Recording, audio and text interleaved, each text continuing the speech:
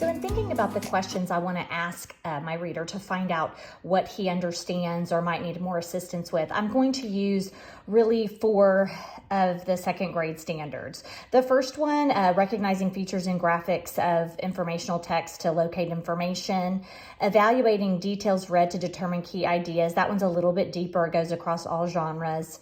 2.6F, again, all genres here, but this one, it'll be interesting to see, is about making inferences and using the evidence to support. And then, of course, a combination of 2.9D and 2.6F. We're really looking at the characteristics and structures of informational text combined with inferring. So these are the TEKS I want to start with, my standards, and then have questions aligned to these to find out more about the level of comprehension in which my reader shows understanding. I've selected this as the text I want to use during the lesson, Real or Not by Judy Schmaus. It's part of the Fountas and Pinnell Classroom Guided Reading Series. It's a really cool book. And the premise is that artists who use chalk drawings to create 3-dimensional art do it in a way that is just so real that it's hard to decipher what's real and what's not. So I chose this book because I think he'll be interested in it. Hopefully it might facilitate some conversation and we can talk about what he's taking away from the book in our discussion.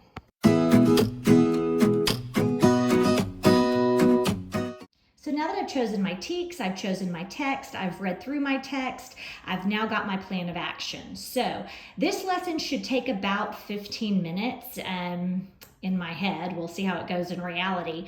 Spending about 5 minutes before we read, previewing the text, building some background knowledge, setting a purpose for reading. His reading job is going to be to find out through the information from the text what was real and what is not, and how do we know.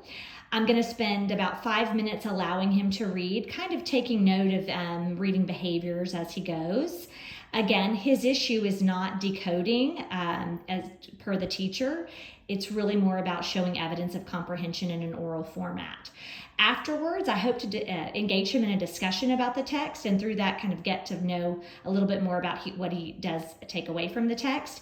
If that is difficult for him, I have a backup plan.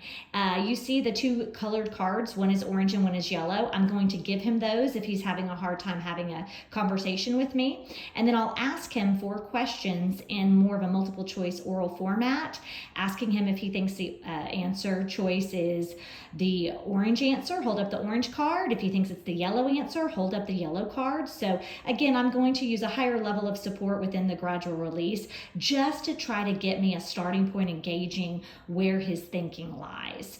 So that's my plan. We'll see how it goes, and I'll get back to you and let you know.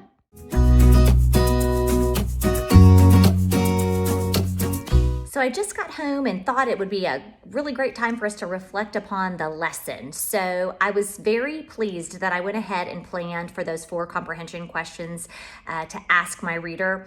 During the reading, he did a beautiful job. He's fluent, he's phrased, he pauses and stops at punctuation, he problem solves new words on the run. Really no issues with his oral reading to note. I did try to stop a few times during the reading to see if he'd be receptive to maybe talking a little bit about the text, and he was not. So I just decided to let him finish. Afterwards, asked him if there was anything he'd like to share or his thoughts about the book. He really wasn't receptive to that at that point, so I decided to put the questions in front of him with the orange and the yellow card. I read the question to him, and he was able with no issue to answer all 4 questions correctly. So next week I'm going to go back, new text, but I'm now going to give him 4 questions, but now with 3 answer choices each. So hopefully we can see if he's using the process of elimination, thinking through that, but also too, I'm hoping that maybe he's a little bit more comfortable sharing with me so that we can have more of a conversation as well. That's what I would prefer, but if I can't get that, at least this was a good start to knowing there is some evidence of understanding there.